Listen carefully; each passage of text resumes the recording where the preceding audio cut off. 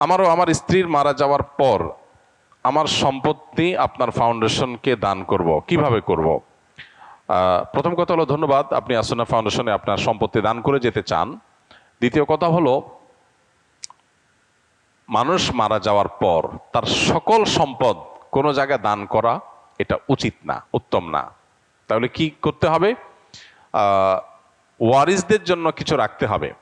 এবং জীবদ্দশায় চাইলে তো মানুষ সবকিছু দান করতে পারে, কিন্তু মৃত্যুর পর যদি সে বলে যায় যে আমার সকল সম্পদ এক জায়গায় দান করবো, এটা জায়েজ নাই। তাহলে কি করতে হবে? সর্বোচ্চ 1/3 পর্যন্ত কার্যকর হবে।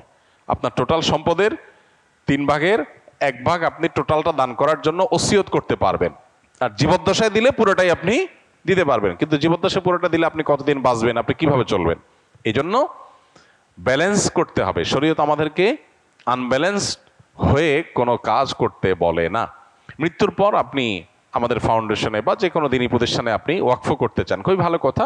আপনার সম্পদের 1/3 আপনি দলিল করে দিয়ে যাবেন যে এটা আমার মৃত্যুর পর কার্যকর হয়ে যাবে, বাস সেই হিসাবে আপনি করতে পারেন। এই জন্য আমাদের অফিসে আফতাবনগরে আপনি যে কোনো অফিস খোলার দিন আসলে ইনশাআল্লাহ সেখানে আলোচনা করতে পারবেন।